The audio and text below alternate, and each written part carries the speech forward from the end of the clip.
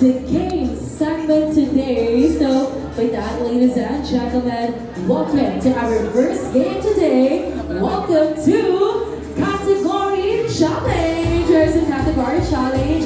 The mechanics of the game, magbibigay lamang po ako ng category every table po na nandito sa ating reception venue. Right? And bawat table po na mapupuntahan po namin, kayo po ang magiging participants po dito. Dahil meron po kaming ipapaikot na isang micro example.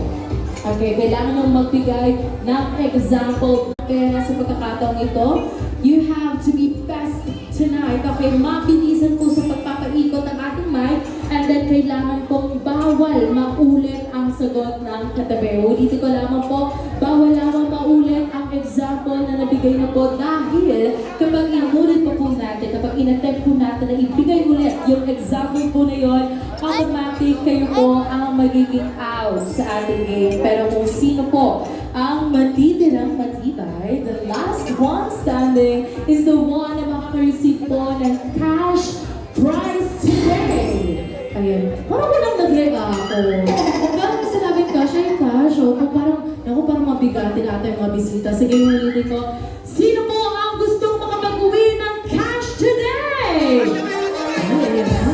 Gusto ko nakingay na sila. Ito na, kailangan natin ng cash. Without, ladies and gentlemen, hindi na po natin patatagalin pa to. We're now going to start the game. This time po, medyo proceed po tayo sa mga kumpleto na po. Okay, since we're still busy sa ating mga activities, gusto ko po sa kumpleto na. Okay, ito yung nakikita ko puno na yung table ngayon. Pasensya na.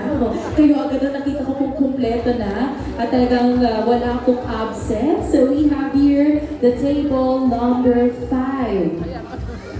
Yes, hello. Good afternoon. Table number 5. Huwag po kayong mag-alala, wala naman pong wala namang matatapos pagkakapamilya, pagkakaibigan. But anyways, bago tayo mag-start ng table number 5 po muna, pagibigyan po ng mikropono. Kaano-ano po muna ni Jaylee and Arcar?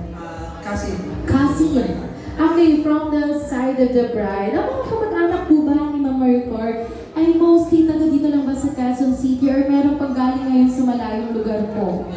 Different locations. Bulacan, Laguna, and Manila. Alright, everyone palakpakan naman po natin the relatives or the family of the bride from Bulacan, Laguna, and Manila. So welcome po sa ating celebration tonight. But of course, wala pa rin po kayong taka sa ating game.